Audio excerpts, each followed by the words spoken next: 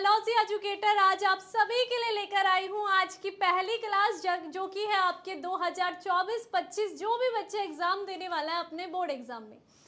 आज की ये पहली क्लास में मैं आपके सभी के साथ करने वाली हूँ सिलेबस का डिस्कशन। अब ये सिलेबस का डिस्कशन करना बहुत ज़्यादा जरूरी है क्योंकि कई सारे बच्चे ये सोचते हैं कि मैम क्लास 12th में जो सिलेबस होगा वो कितना ज़्यादा डिफिकल्ट होगा, क्या हम अच्छे नंबर पा सकते हैं। तो आज की क्लास में आपको ये सब भी क्लियर हो जाएगा जब आप सिलेबस को देखोगे। आज की क्लास का जो मेन मोटिव है वो है आपको बायोलॉजी से प्यार करवाने का। आपकी क्लास 12th का जो सिलेबस है उससे आपको प्यार करवाना है आज की पहली क्लास में। तो जैसे जैसे हम सिलेबस का डिस्कशन करेंगे आपको खुद से कॉन्फिडेंस आने लग जाएगा कि हाँ मैम जो हमने 11th की बायोलॉजी पढ़ी थी उससे काफ़ी अच्छी तो हमारी क्लास 12th की बायोलॉजी है।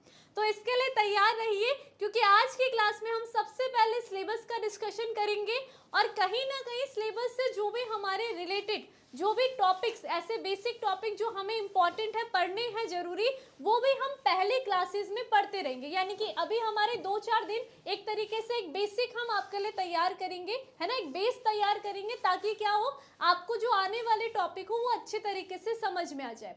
तो मुझे लगता है कि सारे के सारे बच्चे आज बहुत ही जोश के साथ आए होंगे। तो एक बार सभी के सभी अपने सभी दोस्तों के साथ लिंक को शेयर कर लीजिए और उन्हें बता दीजिए कि आज की पहली क्लास 2024-25 की आप सभी के लिए स्टार्ट हो चुकी है। तो जितने बच्चे आ गए हैं सभी को गुड इवनिंग। मुझे यहाँ पर बहुत सारे पुराने बच्चे कह रहे हैं कि मैम हम लोग कुछ भी नहीं भूले हैं। तो आप लोगों को एक काम करना है, जो भी मेरे पुराने बच्चे हैं आप लोगों को अपने जो भी जूनियर बच्चे हैं उन सभी को बताना है साइंस दीवाने विद्याकुल के बारे में, है ना, ताकि वो आज से ही अपनी पढ़ाई स्टार्ट करें। साथ साथ चलेंगे जिस तरीके से आप लोग पुराने साल हमारे साथ पूरे लास्ट तक चले थे, हमने आपको वहां तक छोड़ा था जहां एग्जाम के पास तक, ठीक उसी तरीके से आप अपने सभी जूनियर को यहाँ पर लिंक शेयर करके कुछ इस तरीके की उनकी जर्नी को अच्छा बनाओगे। ठीक है, तो मुझे लगता है कि सारे बच्चे आ गए हैं। सभी को good evening good evening good evening good evening. ठीक, तो मुझे लग रहा है कि हमें आज यहाँ पर डिस्कशन स्टार्ट कर देना चाहिए। ठीक है, आप लगातार लिंक को जरूर शेयर करें अपने सभी दोस्तों के साथ। चलिए फिर स्टार्ट करते हैं। सबसे पहले आप सभी बहुत सारे ऐसे बच्चे जिन्होंने 11th में अच्छे तरीके से नहीं पढ़ा होगा और वो ये सोच रहे होंगे कि क्या हमने मैम 11th में अच्छे से नहीं पढ़ा तो हम 12th में वो सारे टॉपिक को समझ पाएंगे या नहीं समझ पाएंगे।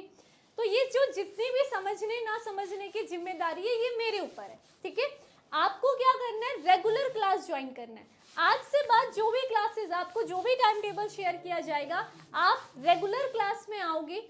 आप जैसे जैसे क्लास ज्वाइन करोगे आपको खुद पता चल जाएगा, एक कॉन्फिडेंस आ जाएगा कि आपका जो 12th का जो सिलेबस है वो काफ़ी ज़्यादा इजी है आपके 11th क्लास से। ठीक है, और यहाँ पर ऐसा नहीं है कि अगर आपने 11th क्लास नहीं पढ़ी है तो आपको 12th का नहीं आएगा, ऐसा बिल्कुल नहीं है। जहाँ जहाँ पर आपके बेस को क्लियर कराने की जरूरत होगी वहाँ पर भी हम आपके बेस को क्लियर कराएंगे 12th के लिए। ठीक है, लेकिन ये पहले मत सोच लेना कि हम 12th नहीं कर पाएंगे या डर बैठ गया होगा कि हमारा सिलेबस बहुत ज़्यादा कठिन है, ऐसा बिल्कुल भी नहीं है। तो चलिए सबसे पहले तो आप सभी को प्यार करवाती हूँ आपके सिलेबस से, क्या क्या है इसमें यहाँ पर यूनिट है और उन यूनिट के अंदर क्या क्या चैप्टर है।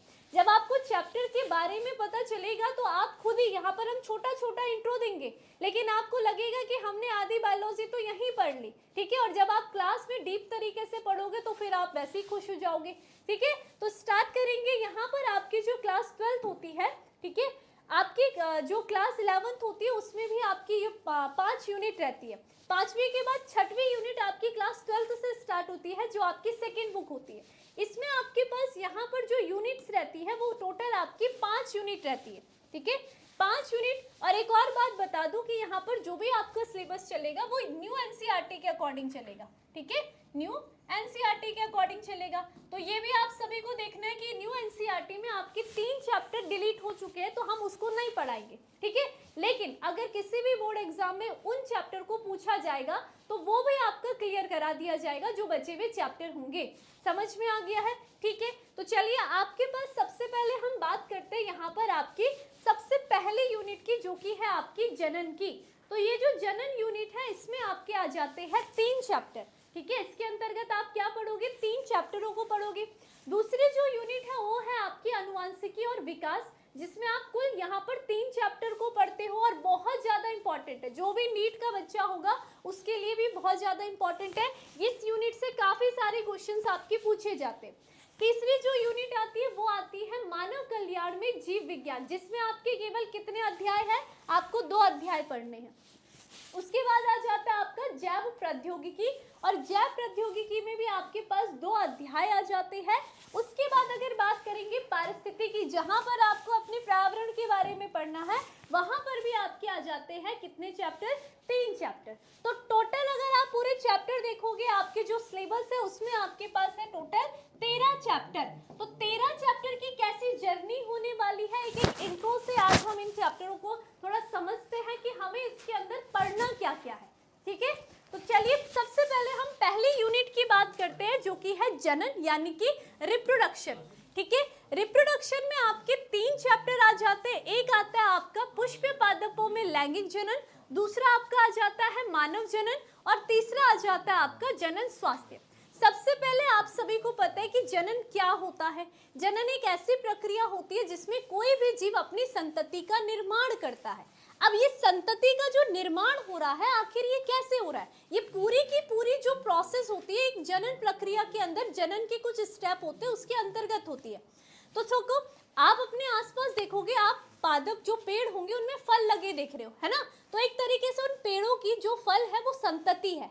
तो वो फल का निर्माण कैसे हो रहा है, ये जो आप पूरी प्रक्रिया पढ़ोगे, ये कौन से चैप्टर में पढ़ोगे, जो आपका पहला अध्याय है पुष्प पादपों में लैंगिक जनन। यानी कि इसमें आप क्या देखोगे कि कैसे एक पादप में एक बीज का निर्माण हो रहा है, कैसे उसमें एक फल का निर्माण हो रहा है। तो इसकी कोई स्टेप बाय स्टेप प्रोसेस होगी, वो सारी की सारी आपने किस में पढ़नी है, पुष्प पादपों में लैंगिक जनन में। समझ में आ गया, पहला चैप्टर में आपको ये पूरी कहानी पढ़नी है। अब दूसरे चैप्टर में आ जाते हैं। दूसरा चैप्टर आपका ये कहता है मानव जनन के बारे में। अब तक तो आप पादप के पास थे कि पादप अपनी संतति यानी कि फल का निर्माण कैसे करता है, लेकिन हम यहाँ पर क्या देखते हैं, यहाँ पर आपके ये जूलॉजी का पार्ट आ जाता है मानव जनन का। तो मानव जनन में आप देखोगे आखिर एक मनुष्य की संतति का निर्माण कैसे हो जाता है ना। यहाँ पर आप देखोगे पूरी प्रोसेस होती है उसकी भी, पूरी संतति के निर्माण की पूरी प्रोसेस आपने देखनी है, अलग अलग इसके अंदर आप टॉपिक देखोगे। समझ में आ गया, तो दूसरा चैप्टर भी आपके दिमाग में क्लियर हो गया है कि यहाँ पर मनुष्य की संतति का निर्माण कैसे हो रहा है, इसके बारे में हर एक टॉपिक को हम क्लियर करते हुए पढ़ेंगे। क्लियर बात है, ठीक है। उसके बाद तीसरा स्टेप आ जाता है, तीसरा जो चैप्टर आता है वो आता है जनन स्वास्थ्य का।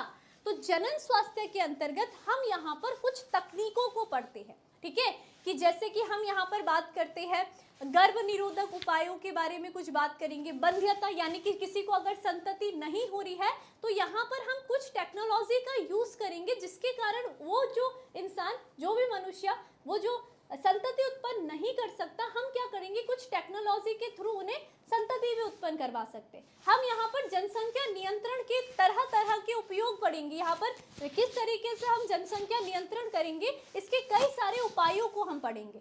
तो ये जो चैप्टर हो जाएगा ये आपका सारा का सारा जनन स्वास्थ्य से संबंधित होगा, ये बात आप सभी ने ध्यान रखना है।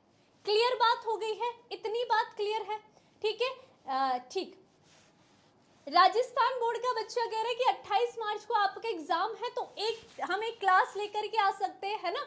तो एक क्लास आपके लिए आ जाएगी अगर हमें लगा, वरना बाकी आप सभी को मैंने बताया है कि आप सभी को प्लेलिस्ट में जाना है। प्लेलिस्ट में जितने भी आपके अभी तक सीरीज आई है इंपॉर्टेंट क्वेश्चंस, ठीक है, जो जिस बच्चे को कुछ क्लियर नहीं है वो प्लेलिस्ट में जाकर के वन शॉट वीडियो से अपनी पूरी तैयारी कर सकते हैं। क्लियर, चलो उसके बाद आ जाते, ये हो गई आपकी पहली यूनिट कंप्लीट, जिसमें कि आपके ये 3 चैप्टर आप सभी को पढ़ने हैं।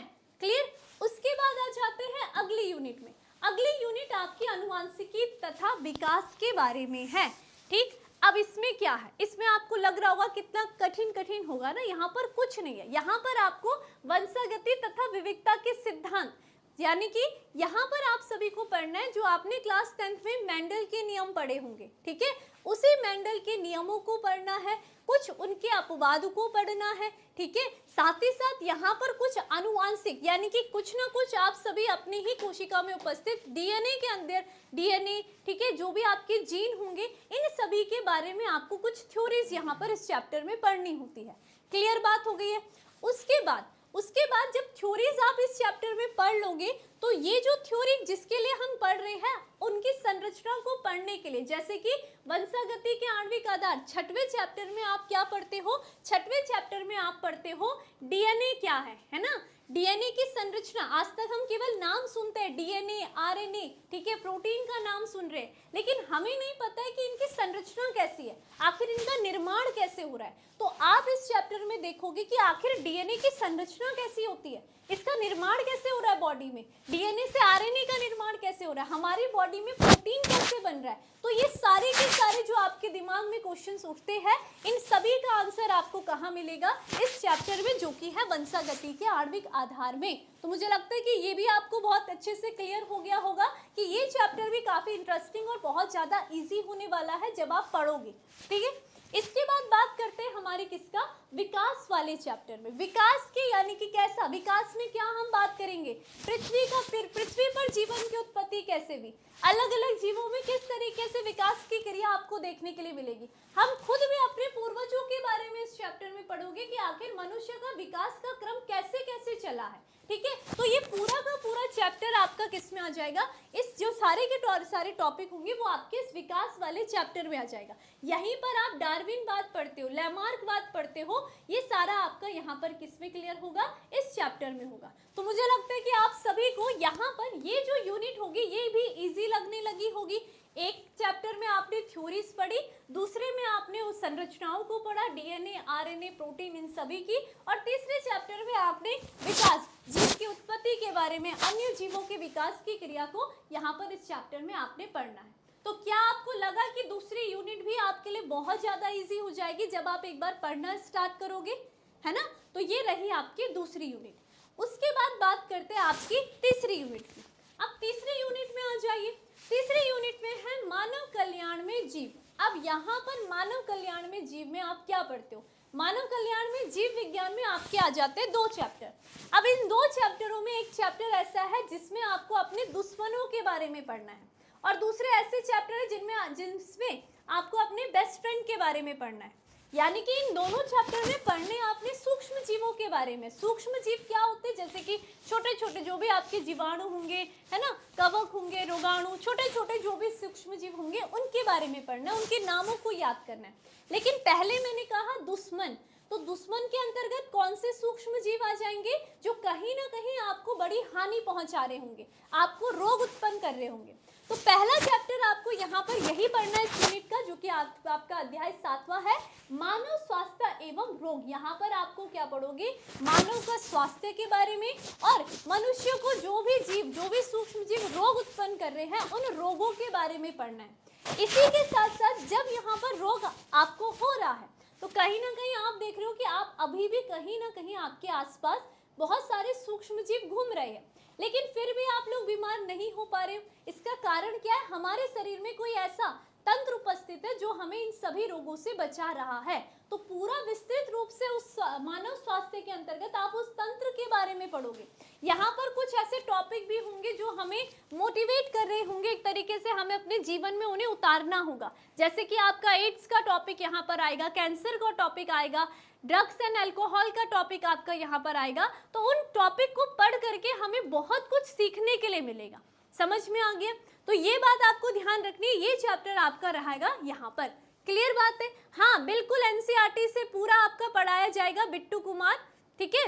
चलो उसके बाद बात करते हैं अध्याय नंबर 8, जो कि है मानव कल्याण में सूक्ष्म जीव। अब कल्याण लिखा है तो इसका मतलब क्या है कि बहुत सारे ऐसे सूक्ष्म जीव है जो आपके फायदे के लिए भी यूज होते हैं, यानी कि आपको बहुत अच्छे तरीके से हम ये कह सकते हैं कि आप उनका यूज अपने दैनिक जीवन में भी करते हो। जैसे आपने घर में ही देखा होगा कि आप दूध से दही बना रहे हो, तो लैक्टोबैसिलस एक सूक्ष्म जीव का उपयोग हो रहा है ना। तो ये जो लैक्टोबैसिलस है ये क्या है, आपके लिए एक तरीके से उपयोगी है, आपने अपने कल्याण के लिए इसको यूज करा।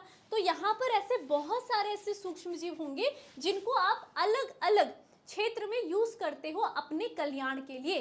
तो यहाँ पर आपके हो गए कैसे, ये जो होंगे ये एक तरीके से आपके लिए कैसे है, एंजल वाले सूक्ष्म जीव, है ना, बड़े खुश वाले सूक्ष्म जीव। जबकि दूसरे जो सूक्ष्म जीव है वो कैसे आपके बड़े ही दुश्मन वाले सूक्ष्म जीव है, जिनको जो क्या करेंगे, आपको नुकसान पहुंचाएंगे, है ना, ये इस तरीके से। तो आपने ये बात ध्यान रखनी है, ये दोनों चैप्टर आपको ऐसे ही क्लियर हो जाएंगे और वो सूक्ष्म जीव को आपको याद रखना है। क्लियर बात हो गई। चलिए अगला देखते हैं। अगले बात करते हैं हम जैव प्रौद्योगिकी की, बायोटेक्नोलॉजी। क्या होता है इसमें? पहले तो इसमें आ जाएंगे आपके दो चैप्टर, जहां पर आप जैव प्रौद्योगिकी सिद्धांत और प्रक्रम देखोगे। अब जैव प्रौद्योगिकी के अंतर्गत आप क्या देखोगे? आपने चैप्टर नंबर 6 में क्या पढ़ा था कि जो आपका जो जैसे डीएनए होता है ना, डीएनए के अंदर हमारा जीन होता है और जीन जो होगा वो हमारे लक्षणों को निर्धारित करता है। तो एक एग्जाम्पल से समझ सकते हो आप, इसमें आप एक ऐसी प्रौद्योगिकी के बारे में पढ़ोगे जिसमें हम क्या कर सकते हैं, कोई भी अच्छे जीन को, किसी भी जीव के शरीर में कोई अच्छे जीन को हम इस टेक्नोलॉजी के थ्रू हम किसी भी जीव में प्रवेश करा सकते हैं। एक छोटे से एग्जाम्पल से हम समझते हैं, जैसे कि मैं कह रही हूँ कि जैसे कि हमने कहा हमारे पास एक व्यक्ति है, ठीक है, ये क्या है, एक व्यक्ति है जिसके क्या है, बहुत ही घने बाल है, बहुत ही काले बाल है, ठीक है, घने और काले बाल है। समझ में आ गया? हम एक छोटे से एग्जांपल से समझ रहे, ठीक है। और दूसरे यहाँ पर एक व्यक्ति है जिसके पास ना तो बाल है, ठीक है, इसके बाल बिल्कुल बेकार से है, ठीक है, जर पे ज्यादा बाल भी नहीं है। तो अब हम यहाँ पर क्या कर सकते हैं, इस जैव प्रौद्योगिकी के द्वारा, देखो इसके बाल के लिए, जिसके पास घने बाल है, काले बाल है, इसके बालों के लिए कोई ना कोई जीन जिम्मेदार होगा, है ना। तो इसका मतलब इसके पास अच्छा जीन है, वहीं दूसरे वाले के पास वो जीन नहीं है। तो हम यहाँ पर जैव प्रौद्योगिकी के द्वारा हम ये करेंगे, इसके जो अच्छा जीन होगा उसको यहाँ पर उसको निकाल करके हम क्या कर सकते हैं, जैव प्रौद्योगिकी के द्वारा इस शरीर पर प्रवेश करा सकते हैं। तो ये पूरी प्रोसेस कैसे कैसे स्टेप पे होती है, बहुत सूक्ष्म लेवल पर होगी, लेकिन क्या क्या स्टेप होते, कैसे हम किसी जीव कोशिका से उसके डीएनए को, उसके डीएनए से भी जीन को अलग करके किसी दूसरी कोशिका में प्रवेश कराएंगे। समझ में आ गया? तो ये स्टेप हम कहाँ पर पढ़ेंगे, इस जैव प्रौद्योगिकी सिद्धांत और प्रक्रम में पढ़ेंगे। अब जब हमें ये टेक्नोलॉजी का पता चल गया तो अब क्या करेंगे, हम इसका यूज अलग अलग क्षेत्रों में करेंगे, है ना। हम सोचेंगे कि हमारे पास ऐसी फसलें होनी चाहिए जिसमें जो कीट प्रतिरोधी हो, यानी कि उसको जो कीड़े मकोड़े वो भी नुकसान ना पहुंचाए। हम ऐसा सोचेंगे कि हम इससे बहुत सारी दवाइयों को बनाएं। हम ये सोचेंगे कि हमारी फसल की उत्पादकता बहुत अच्छी हो जाए। तो हम क्या करेंगे, जैव प्रौद्योगिकी का यूज करेंगे। हमारी कोई ऐसी फसल है जिसकी उत्पादकता बहुत अच्छी है, हम क्या कर रहे हैं, उसके जीन को निकाल करके एक ऐसी फसल के अंदर डाल रहे हैं जिसकी उत्पादकता क्षमता कम है। तो जैसे ही आपने उसके अच्छे जीन को उसमें प्रवेश कराया, इससे क्या हुआ कि जो दूसरी फसल थी वो भी क्या होने लगी, उसकी उत्पादकता भी आपकी बढ़ने लगी। तो यहाँ पर आप उसके जो ठीक अगला चैप्टर, वो जो अगला चैप्टर होगा उसमें जैव प्रौद्योगिकी एवं उसके उपयोग पढ़ोगे और किन किन क्षेत्रों में आपने जैव प्रौद्योगिकी का उपयोग किया होगा, वो सारा का सारा हम इसमें देखने वाले हैं। तो मुझे लगता है कि ये वाला जो चैप्टर है ये भी आपको समझ में आ गया होगा और अब लग रहा होगा कि हाँ मैम ये तो काफ़ी इजी है ना। जब सुनने में इजी लग रहा है तो जब हम पढ़ना स्टार्ट करेंगे तो कितना ज़्यादा इजी हो जाएगा। समझ में आ गया? इसके बाद आगे चलते हैं। अगला तो आपके पूरे पर्यावरण से संबंधित है। इसमें तो बड़ा मजा आने वाला है ना। यहाँ पर हमें बहुत कुछ चीजें सीखने के लिए मिलेगी। जैसे कि इससे पहला चैप्टर आएगा जीव और समष्टियाँ। क्या होता है जीव, सबसे पहले इसकी बात करेंगे, है ना। समष्टि आपका क्या, जनसंख्या की बात करें, कैसे आपके पूरे परितंत्र का निर्माण हो रहा है, तो ये सब के सब आप किस में पढ़ने वाले हो, इसमें पढ़ोगे। उसके बाद परितंत्र की बात करोगे, आपका परितंत्र कैसे कैसे बना हुआ है, ठीक है, ये पूरा आप किस में पढ़ोगे, आप इस चैप्टर में पढ़ोगे। और लास्ट चैप्टर आपका आ जाएगा जैव विविधता एवं संरक्षण, यानी कि आपकी जैव विविधता क्या होती है और इसका संरक्षण हमें क्यों करना है, इसके बारे में। तो टोटल मिलाकर के इस चैप्टर में आपने अपने पूरे पर्यावरण के को समझना है, क्या क्या है आपके पर्यावरण में और कैसे आपको उसको संरक्षित रखना है। ये चैप्टर आपका वहां पर आ जाएगा। तो आप मुझे बता दीजिए, क्या आपको ऐसा लगा कि यहाँ पर ये जो 13 के 13 चैप्टर थे इनमें से कोई भी कठिन सा लगा हो? अभी शुरुआती तौर पर अगर हम मोटा मोटा देख रहे हैं तो इनमें से कोई भी चैप्टर आपको इतना ज़्यादा कठिन नहीं लगेगा। जब आप एक बार शुरू से पढ़ना स्टार्ट करोगे, हर टॉपिक को रेगुलर पढ़ोगे, तो फिर आपको अपने आप ही पूरी की पूरी बायोलॉजी बहुत ईजी लगेगी। और मैं आपको बता रही हूँ कि 11 से ज़्यादा ईजी आपकी 12th की बायोलॉजी है। जिसने पढ़ लिया तो उसके 95+ नंबर कहीं नहीं जाएंगे अपने एग्जाम में। तो इसलिए शुरू से स्टार्ट करोगे। अब ऐसा भी नहीं है कि बच्चे सोचते हैं कि मैम हम लास्ट में पढ़ना स्टार्ट करेंगे, है ना। देखो जो पढ़ने वाला बच्चा होगा वो शुरू से स्टार्ट करे। क्यों? क्योंकि अब आप सभी को पता है इतना ज़्यादा कंपटीशन बढ़ चुका है कि आपको अब यहाँ पर साथ ही साथ पढ़ना भी है, यानी कि पढ़ना यानी कि केवल एग्जाम पास होने के लिए ही नहीं पढ़ना है, आपको उन कॉम्पिटिटिव एग्जाम को निकालने के लिए भी पढ़ना है। तो वो तभी आप कर पाओगे जब आप रेगुलर पढ़ते रहोगे। जब आप रेगुलर पढ़ने की आदत डालोगे तभी वो कॉम्पिटिटिव एग्जाम के आप क्वेश्चंस को सॉल्व करोगे। वरना एक दिन एग्जाम के एक दिन पहले अगर पढ़ोगे तो उससे आप पास तो हो जाओगे, लेकिन फिर वही हो जाएगा कि आपको केवल ऊपर ऊपर का नॉलेज ही रहने वाला है उस टॉपिक से रिलेटेड। तो इसलिए आप जैसा भी हो आप शुरू से पढ़ना स्टार्ट कर लीजिए। और इस बार तो आपके लिए बहुत खास है कि यहाँ पर आपका क्लास 12 के साथ नीट प्लस चलेगा, यानी कि बहुत ही हर टॉपिक को बहुत ही डीप तरीके से आपके सामने रखा जाएगा और आपको बहुत अच्छे से समझ में भी आएगा। क्लियर हो गई है? अब मुझे जरा फटाफट से कमेंट में बताइए कि क्या आप सभी को क्लास 12 के सिलेबस से प्यार हो गया या नहीं हुआ। बताओ जरा कमेंट करके, क्या लगा आप सभी को कि ये चैप्टर बहुत ज़्यादा इजी थे। अभी तो हमने केवल इंट्रो पढ़ा, और अगर इंट्रो में हमें इजी लग रहा है तो उसके अंदर के टॉपिक भी अपने आप ही इजी होने लग जाएंगे जब हम क्लास को पढ़ने लग जाएंगे। बताइए। वेरी गुड, ठीक है, वेरी गुड, बिल्कुल सही, बिल्कुल बिल्कुल ठीक है। चलिए, तो मुझे लग रहा है कि बहुत सारे बच्चों ने कमेंट कर लिया है। तो अब अगर आप सभी को ऐसा लगता है कि हाँ मैम कि हमें क्लास 12 के चैप्टर बहुत अच्छे लग रहे हैं, तो इसका मतलब आप पढ़ना स्टार्ट करना है, क्योंकि अब आपकी रेगुलर क्लासेस होने वाली है क्लास 12 के लिए।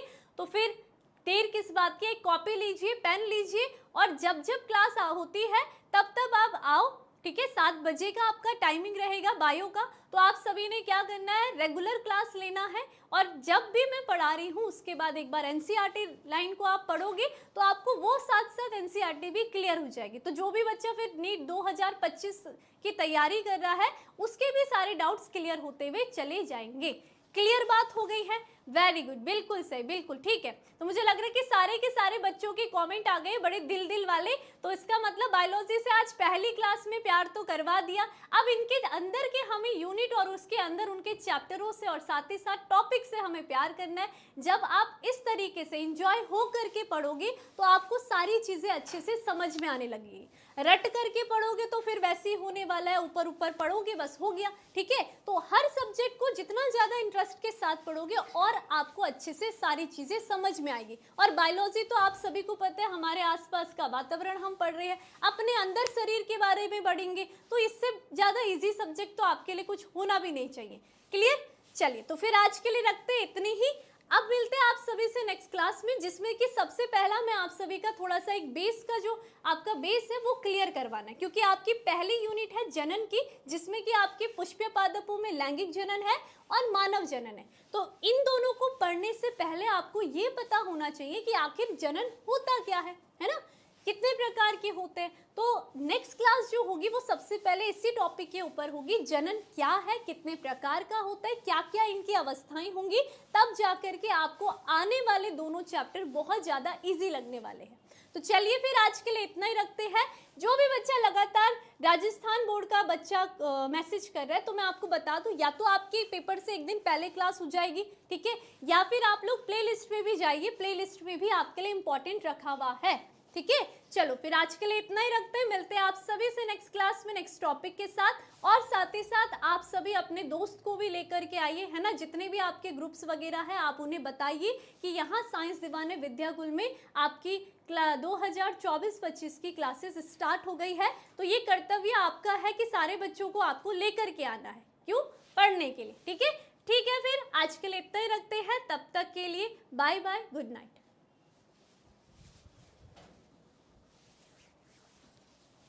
सर प्रणाम।